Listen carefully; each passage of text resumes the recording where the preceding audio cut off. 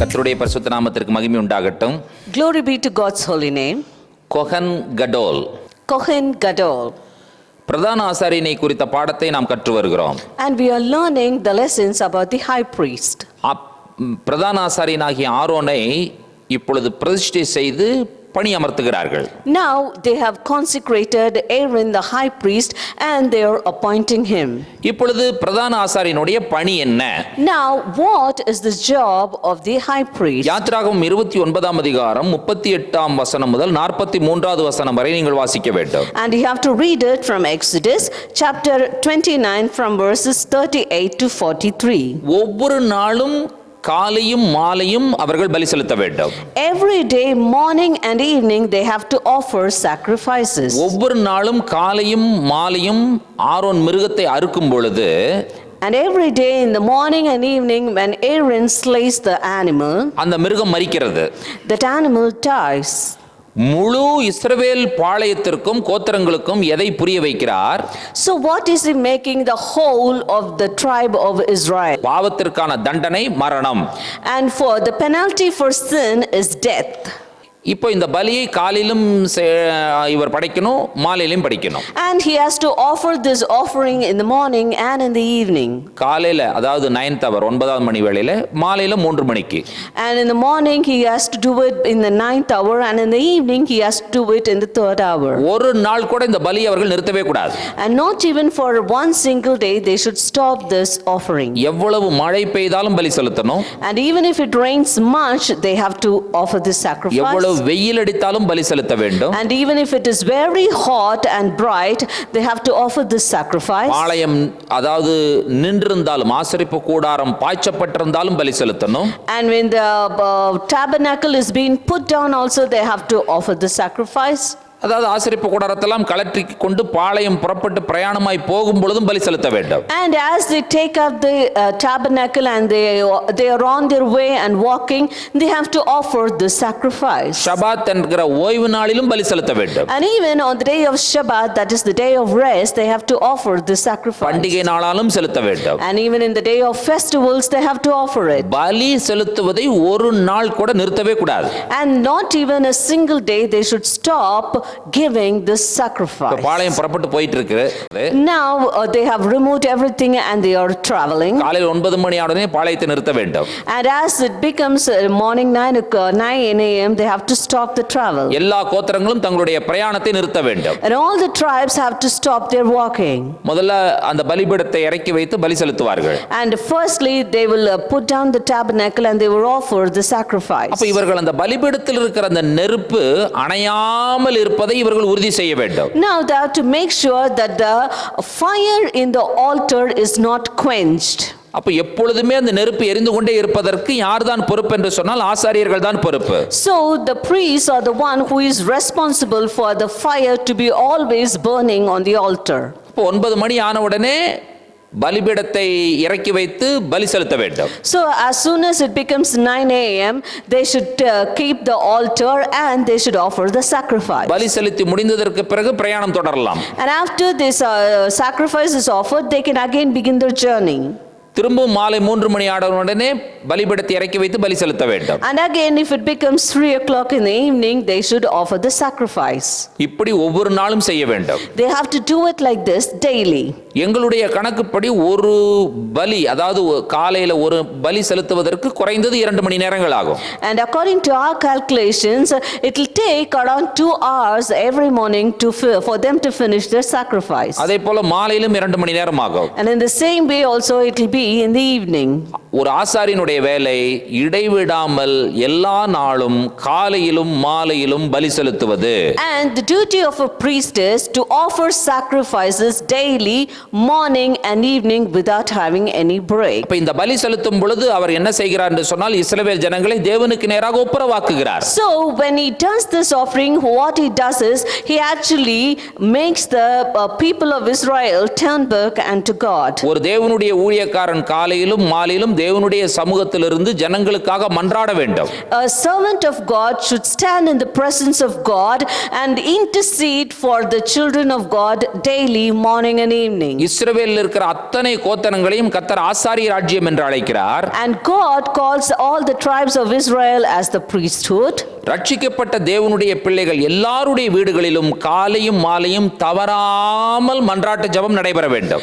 And in the families of all the saved believers, morning and evening, the prayer of intercession should take place without fail. அபிஷேகம் பண்ணப்பட்ட ஆசாரியனுடைய முதல் பணி இடைவிடாமல் பலி செலுத்துவது. And the first duty of the anointed priest is to offer sacrifices without any fail. அபிஷேகம் பண்ணப்பட்ட ஆசாரியனுடைய கொடுக்கப்பட்ட இரண்டாவது பணி என்ன?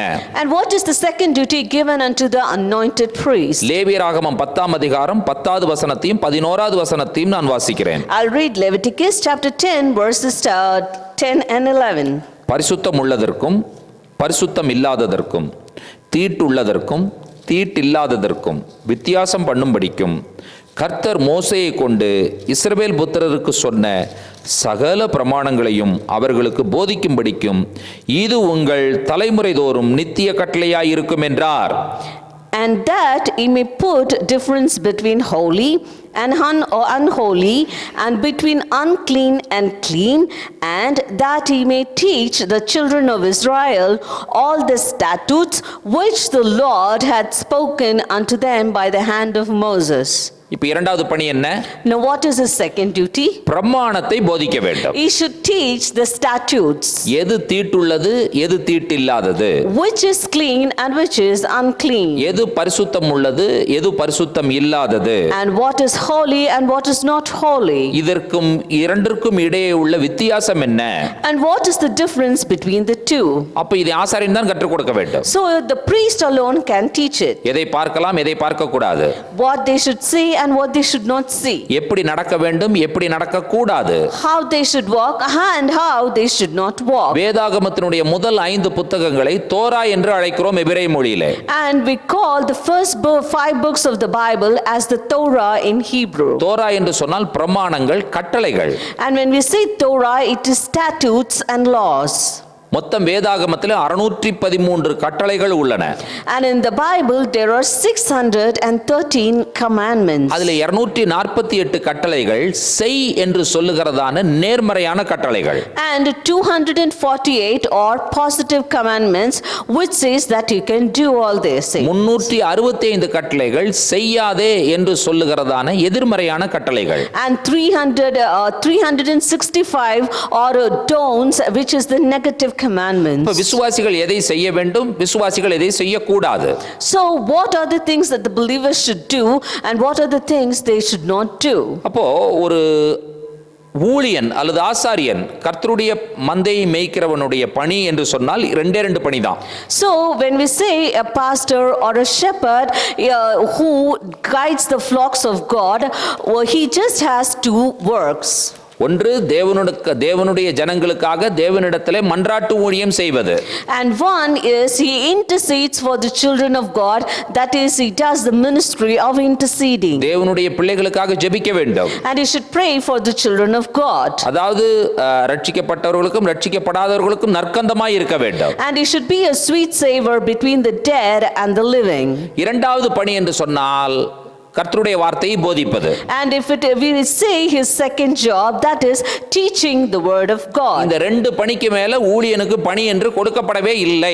And other than these 2 work, no other work is given unto a servant of God. முதலாம் நூற்றாண்டிலே பந்தி பரிமாறுவதில் பிரச்சனை வந்த பொழுது கூட சொல்லிவிட்டார்கள், எங்களுக்கு ஜெபம் பண்ணுவதிலும் வேதத்தை போதிப்பதிலும் நாங்கள் தரித்திருப்போம் என்று சொல்லிவிட்டார்கள். And even in the first century, when a problem arose of partaking in the table of the Lord, they said we will adhere to teaching the word and in praying and teaching the word. அப்போஸ்தலர் 6ஆம் அதிகாரம் 4வது வசனத்தை வாசிக்கிறேன். I'll read Acts chapter 6 and verse 4. நாங்களோ ஜெபம் பண்ணுவதிலும் தேவ வசனத்தை போதிக்கிற ஊழியத்திலும் இடைவிடாமல் தரித்திருப்போம். But we will give ourselves continually to prayer and to the ministry of the word. மற்ற எல்லா வேலைகளுக்கும் நீங்கள் வேறு யாரையாவது நியமித்துக் கொள்ளுங்கள். And for the other works you can appoint somebody else. எங்களுக்கு ரெண்டு வேலை, ஜெபம் பண்ணுவது, வேதத்தை போதிப்பது. We have just two jobs. One is praying and another is reading the word. ஆசாரியனுடைய வேலை என்ன? What is the duty of the priest? பலி செலுத்துவது. Is to offer sacrifices. அதை நம்முடைய டேர்ம்ல சொல்லணும்னா மன்றாடுவது. In our term it is called as interceding. இன்னும் ரொம்ப க்ளோஸா சொல்லணும்னா ஜெபம் பண்ணுவது. If you can say more clearly, it is praying. இரண்டாவது வேலை என்ன? What is the second job? எதை செய்யணும், எதை செய்யக்கூடாது. What we should do and what we should not do. வேதத்தை ஆசாரியனுடைய வாயில் தேடுவார்களே. And the people will search the word in the mouth of the priest. இன்னைக்கு ஆசாரியனுடைய வாயில தேடினா கிடைக்குமா? Today if we search it in the mouth of the priest, can we find it? ஊழியர்களுடைய வாயில தேடினால் கிடைக்குமா? If we search it in the mouth of the servants of God, can we find it? கவனிங்கள், சில விஷயங்களை நான் உங்களுக்கு புரிய வைக்க முயற்சி செய்கிறேன். And please listen, I'm trying to help you understand certain things. 1 தீமோத்தேயு 4ஆம் அதிகாரம் 15வது வசனம் என்ன சொல்லுகிறது? What does 1 Timothy chapter 4 and verse 15 say? நீ தேறுகிறது யாவருக்கும் விளங்கும்படி இவைகளையே சிந்தித்துக் கொண்டு இவைகளையே நிலைத்திரு.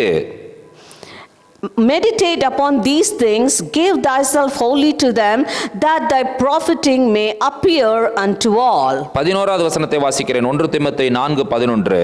And I'll read 1 Timothy chapter 4 and verse 11. நீ இவைகளை கட்டளையிட்டு போதித்துக் கொண்டிரு. These things command and teach.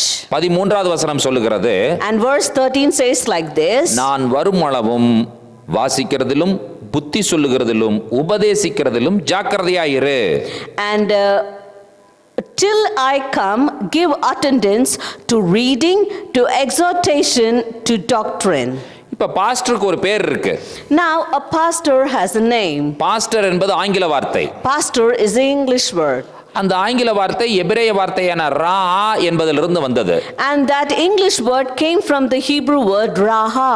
ரா என்று சொன்னால் பார்க்கிறவர். And you see raha, it means the one who sees. பார்க்கிறவர். He is a seer. அவ்வளவுதான். He is just that. Pavul என்ன சொல்லுகிறார்? What does Paul say?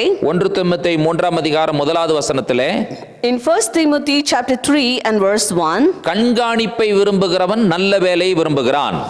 And if a man desire the office of a bishop, he desireth a good work. அப்போ இவர் கண்காணி என்று சொல்லுகிறார். And he says an overseer. அதாவது என்னன்னா கண்காணிப்புங்கறன்னு சொன்னா தெளிவாக பார்க்கக்கூடியவன். And when we say a seer, it means a person who sees everything clearly. ஒருவன் ஒரு வேலையை செய்கிறான், அதை இவன் கண்காணிக்கிறான். A person does the work and this man oversees him. என்ன கண்காணிக்கிறான்? What does he oversee? சரியாக செய்கிறானா?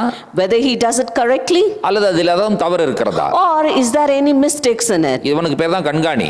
And this person is called as an overseer. அப்ப pastor, A pastor, ராஹா, பார்க்கிறவர், seer, கண்காணிப்பவர். he is an overseer. அவர் பார்க்கிறவர், அவ்வளவுதான். He is just one who sees. இவர் போய் செய்கிறவர் அல்ல. He is not a person who goes and does it. நம்ம செய்கிறவங்களை பார்க்கணும். We should observe the person who does it. அவங்க என்ன செய்கிறார்கள் என்பதை உற்று பார்க்க வேண்டும். And we should keenly see what they are doing. வேதத்தின்படி செய்கிறார்களா? Are they doing it according to the word? வேதத்திற்கு வெளியே செய்கிறார்களா? Are they doing it outside the word? கர்த்தருடைய வார்த்தையின்படி நடக்கிறார்களா? Are they living according to the word? கர்த்தருடைய வார்த்தைக்கு வெளியே நடக்கிறார்களா? Are they walking outside the word? இவைகளை கண்காணிப்பவனே கண்காணி. And the seer, overseer is the one who sees to it all. அப்ப நம்ம வேதத்துல தேறினவர்களாய் இருக்க வேண்டும். So we should be well versed in the word. 2 தீமோத்தேயு 2:15. It is 2 Timothy chapter 2 and verse 15. நீ வெட்கப்படாத ஊழியக்காரனாயும் சத்திய வசனத்தை நிதானமாய் பகுத்து போதிக்கிறவனாயும் உன்னை தேவனுக்கு முன்பாக உத்தமனாக நிறுத்தும்படி ஜாக்கிரதையாயிரு. Study to shew thyself approved unto God, a workman that needeth not to be ashamed, rightly dividing the word of truth. அப்போ ஒரு ஊழியக்காரன் சத்தியத்தை நிதானித்து பகுத்து போதிக்கப்படவில்லை என்று சொன்னால் அவனுக்கு வெட்கம் வந்துவிடும். So when a servant of God does not discern the word correctly and rightly divide it and teach it, then he will be put to shame. அப்போ அதை பத்தி யாருமே இன்னைக்கு நினைக்கிறதே கிடையாது. But today people do not give much thought to it. இப்போ ஊழியக்காரர்கள் என்று சொன்னால் வசனத்தை பகுத்து நிதானமாய் வியாக்கியானம் செய்து போதிக்க கற்றுக்கொண்டிருக்க வேண்டும். So when we say a servant of God, he should have understood the word of God correctly and he should have known to divide it correctly and to expound on it. அதற்கு அதிக நேரம் வேதத்தோடு செலவு செய்தால் தான் முடியும். And for that to take place, they have to spend much time in the word. வேதாகமத்திலே பழைய ஏற்பாட்டிலே ஆசாரியனாகட்டும் அல்லது புதிய ஏற்பாட்டிலே ஊழியக்காரர்களாகட்டும் என்ன பணி அவர்களுக்கு கொடுக்கப்படவில்லை. And in the Bible, whether in the Old Testament it may be the priest and in the New Testament it may be the servant of God, what work was not given to them. ஒரு குடும்பத்திலே ஒரு ஆணுக்கும் பெண்ணுக்கும் திருமணம் நடத்தி வைக்க வேண்டிய வேலையை ஊழியனிடத்திலோ ஆசாரியனிடத்திலோ ஆண்டவர் கொடுக்கவில்லை. God did not give a servant of God or a priest to solemnize a wedding. இல்லாவிட்டால் ஒரு வீடு பிரதிஷ்டையோ அல்லது ஒரு குழந்தை பிரதிஷ்டையோ இல்லாவிட்டால் ஒரு மற்ற எந்த விழாக்களோ இந்த மாதிரி விழாக்கள் நடத்துவதற்கு ஊழியக்காரர்களை ஆண்டவர் தெரிந்தெடுக்கவில்லை. And God did not choose the servants of God to conduct housewarming ceremonies or to conduct any other ceremonies. சுருக்கமா சொல்லப் போனா ஊழியக்காரர்கள் ஈவென்ட் மேனேஜர்ஸ் கிடையாது. If we say shortly, the servants of God are not event managers. எப்படி திருச்சபைக்குள்ளாக இந்த வேலை வந்தது என்பதை நான் சொல்லுகிறேன், கவனிங்கள். I'll tell you how this infiltrated the church. தேவாலயம் இருந்தது. The temple was there. அந்த நாட்களிலே இயேசுவும் இருந்தார். And in those days even Jesus Christ was living. அந்த நாட்களிலே திருமணங்கள் நடந்தது. And in those days even weddings took place. ஆதியாகமம் தொடங்கி திருமணங்கள் தொடர்ச்சியாக வேதாகமத்தில் நடைபெற்றதற்கு ஏராளமான ஆதாரங்கள் இருக்கிறது. And from the time of Genesis there are many proofs that weddings took place in the Bible. ஆதாமிற்கு திருமணம் நடந்தது. Adam was married. நோவாவிற்கு மனைவி இருந்தது என்று வாசிக்கிறோம். பிள்ளைகளுக்கும் திருமணம் நடந்திருக்கிறது. And we read that Noah had a wife and we also read that his children were married. Abraham ஈசாக்கிற்கு திருமணம் செய்து வைக்கிறார். And Abraham solemnizes the wedding of Isaac. யாக்கோபு அங்கே போய் பதானாராமிலே திருமணம் செய்கிறார். And Jacob goes to Padanaram and he gets married there. ரூத்துக்கும் போவாசுக்கும் திருமணம் நடக்கிறது. And Ruth and Boaz gets married. ஏன் இன்னும் சொல்ல போனால் கானா ஊரிலே ஒரு திருமணம் நடந்தது. இயேசு கூட அந்த திருமணத்திற்கு போயிருந்தார். And if I at all have to say, there was a wedding which took place in the land of Canaan and even Jesus also went and attended the wedding. அப்ப இந்த வேதாகம காலங்களிலே திருமணங்களை யார் நடத்தினது? So in the biblical times, who solemnized these weddings? இந்த திருமணங்கள் எங்கே நடந்தது? Where did these weddings take place? திருமணங்கள் வீடுகளில் நடந்தது. The weddings took place in the houses. அந்த வீட்டினுடைய திருமணங்களை நடத்தி வைத்தவர்கள் வீட்டு பெரியவர்கள். And the elders of the homes or the families, they were the ones who solemnized these weddings. ஒரு மனிதன் இயேசுவை பின்பற்றி வர ஆயத்தமாய் இருக்கிறான். And one person is ready to follow Jesus Christ. நீ பின்பற்றி வா என்று சொல்லும் பொழுது அவன் என்ன சொல்லுகிறான்? And when you tell him to follow, what does he say? எங்க அப்பா இறந்துட்டார், அவரை போய் அடக்கம் பண்ணிட்டு வரணும்ங்கறார். And he says, my father is dead, I'll go and bury him. அதுக்கு இயேசு என்ன சொன்னார்? So what did Jesus reply unto him? மரித்தோர் தங்கள் மரித்தோரை அடக்கம் பண்ணிட்டு நீ என்னை பின்பற்றி வா என்று சொல்லி இயேசுநாதர் சொன்னார். And Jesus said, let the dead bury the dead, but you follow me. அது ஹீப்ரூல ஒரு இடியம், அதை நான் இப்பொழுது பேச முன்வரவில்லை. It is an idiom in Hebrew. I'm not ready to talk about it now. அந்த நபர் சொல்லுகிற வார்த்தையை கவனிங்கள். But you just listen to the words of that person. எங்க அப்பாவை நான் போய் அடக்கம் பண்றேன். I'll go and bury my father. அதாவது வீட்டிலே பெரியவர்கள் வீட்டு உறவினர்கள் மத்தியிலே நடக்கக்கூடிய நிகழ்வுகள் தான் அந்த நிகழ்வுகள் அனைத்துமே. And these are all happenings which take place among the family members. உறவுகளை மையப்படுத்தி நடைபெற்ற நிகழ்வுகள் தான் வேதாகம நிகழ்வுகள். And by biblical happenings are one which is centered among families. இயேசுநாதர் காலத்திலும் அவ்வாறு தான் நடந்தது. And even during the times of Jesus Christ, that is how it took place. ஒரு பிள்ளையை பிரதிஷ்டை செய்வதானாலும் சரி, ஒரு பிள்ளைக்கு விருத்த சேதனம் செய்வதானாலும் சரி, பிள்ளைக்கு பார் மிட்ஸ்வா நடத்துவதானாலும் சரி, பெற்றோர் நடத்த வேண்டிய நிகழ்வுகள். And whether it is dedicating a child or circumcising the child or doing a bar mitzvah for the child, it is something which has to be done by the parents. இப்போ என்ன நடந்தது? Now what happened? தேவாலயம் இடிக்கப்பட்டது. The temple of God was destroyed. நிறைய பேர் ரட்சிக்கப்படுறாங்க. Many people were saved. ரோமர்கள் இந்த மக்களை தங்களுடைய ஆதிக்கத்தின் கீழ் கொண்டு வருவதற்கு முயற்சி எடுக்கிறார்கள். And the Romans wanted to bring these people under their authority. அதன் விளைவாக கான்ஸ்டான்டின் எருசலேமில் ஒரு பெரிய தேவாலயத்தை கட்டுகிறார். And because of this, Constantine builds a very big temple in Rome.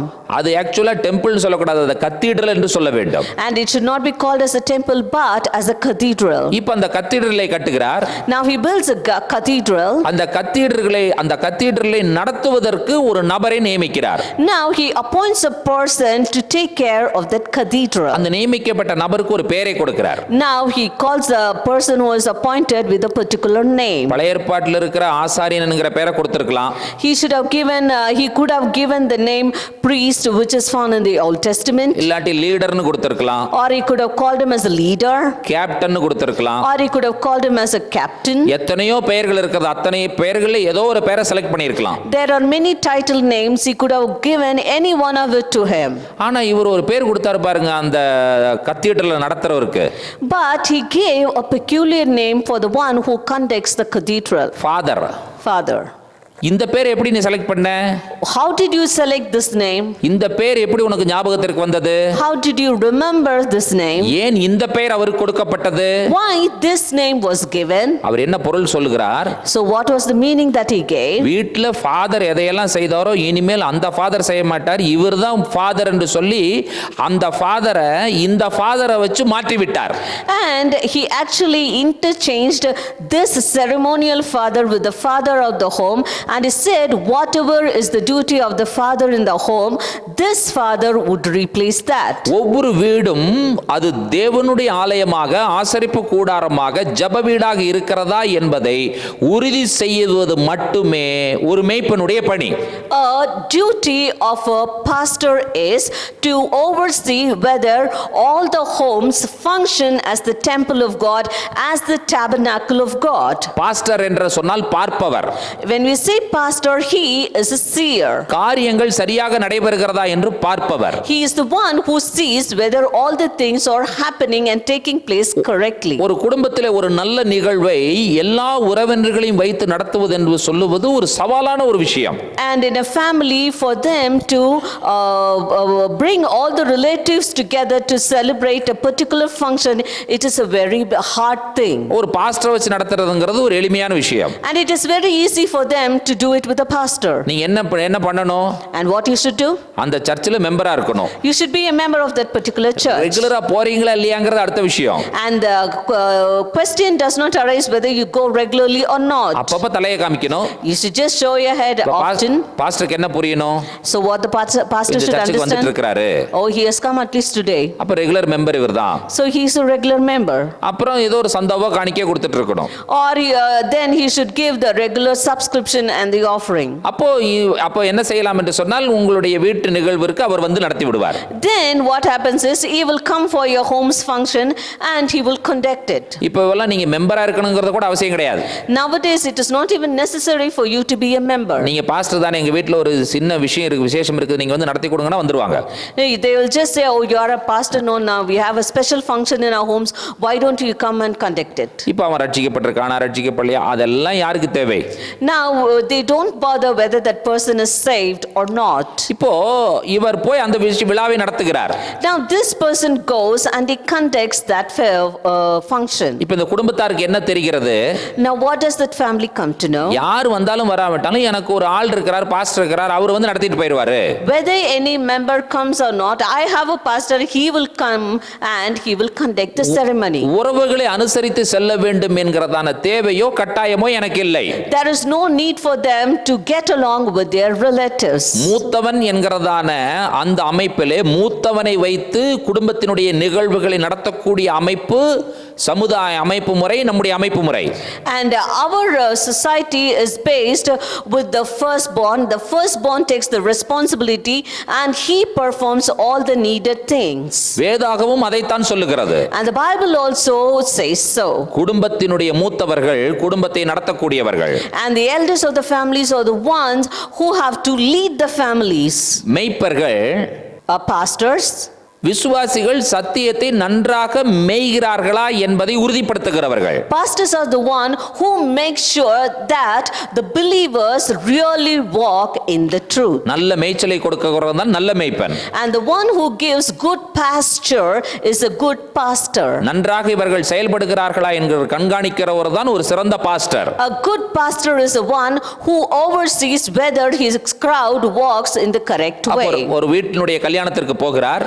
He goes to the wedding of a house. எல்லாம் வேதத்தின்படி சரியாக நடக்கிறதா என்பதை உறுதி செய்து கொள்ளுகிறார். And he should see to it that everything walks perfectly accordingly to the word of God. இது ஒரு மேய்ப்பனுடைய வேலை. This is the work of a pastor. நடத்துவது குடும்பத்தார் நடத்தட்டும். And the person who has to conduct it is the family members. நாங்களோ ஜெபம் பண்ணுவதிலும் வேதத்தை போதிப்பதிலும் உறுதியாய் தரித்திருப்போம்.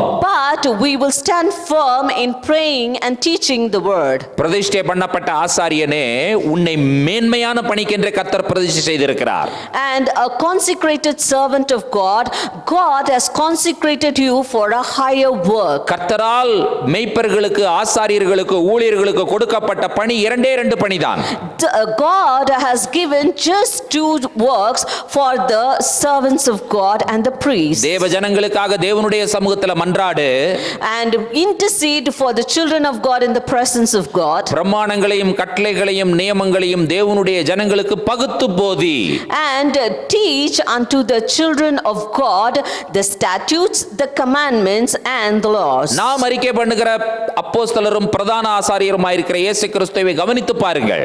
And consider our Lord Jesus Christ, whom we confess as the apostle and the high priest. நமக்காக இடைவிடாமல் மன்றாடி கொண்டிருக்கிறார் நம்முடைய ஆண்டவராய் இயேசு கிறிஸ்து.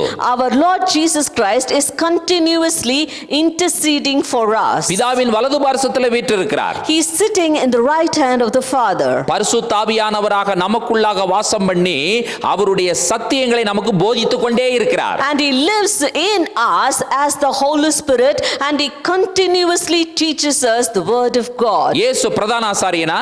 Is Jesus Christ the chief high priest? ஆம். Yes. அவருடைய முதலாவது பணி என்ன? What is his first work? மன்றாடுவது. Interceding. நமக்காக மன்றாடுகிறாரா? Is he interceding for us? அவர் மன்றாடுகிறபடியினால தான் நாம் வாழ்ந்து கொண்டிருக்கிறோம். And because he is interceding for us, we are alive. பிரதான ஆசாரியனுடைய இரண்டாவது பணி என்ன? What is the second work of the high priest? வேதத்தை நமக்கு கற்றுக் கொடுப்பது. He should teach us the word of God. இயேசுநாதர் நமக்கு வேதத்தை கற்றுக் கொடுக்கிறாரா? Is Jesus Christ teaching us the word of God? பரிசுத்த ஆவியானவராக நமக்குள்ளாக வாசம் பண்ணி இந்த வேதாகமத்தை நமக்கு விளங்கச் செய்கிறவர் இயேசு. And Jesus Christ is the one who lives in us as the Holy Spirit and makes us understand the word of God. நாம் யார்? Who are we? நாம் எல்லோரும் ஆசாரியர்கள். We are all priests. நாம் என்ன செய்ய வேண்டும்? And what should we do? ஜனங்களுக்காக மன்றாட வேண்டும். We should intercede for the people. இந்த வேதத்தை முழு உலகத்திற்கும் சொல்ல வேண்டும். And we should tell the whole world this word. இந்த முழு உலகத்திற்கும் மன்றாடுவதற்கும் வேதத்தை வேதமாக சொல்லுகிற அந்த பணிக்கும் கர்த்தர் உங்களையும் என்னையும் தெரிந்தெடுத்திருக்கிறார். And the Lord has chosen you and me to intercede for the whole world and to tell the whole world the real word of God. இயேசுவே மகா பிரதான ஆசாரியன். Jesus Christ is the great high priest. நமக்காக மன்றாடுகிறார். He intercedes for us. நமக்கு வேதத்தை கற்றுக் He கொடுக்கிறார். teaches the word for us. அந்த இயேசுவுக்கு நன்றி சொல்வோமா? Shall we give thanks unto this Jesus? தொடர்ந்து ஆசாரியர்களை குறித்து பார்க்க போகிறோம். And we are going to continuously see about the high priest. அடுத்த காணொளியில் உங்களை சந்திக்கிறோம். I will meet you again in the next video. கர்த்தர் தாமே நம்ம ஒவ்வொருவரையும் நிறைவாய் ஆசீர்வதிப்பாராக. May God bless each and every one of us bountifully. Shalom. Shalom.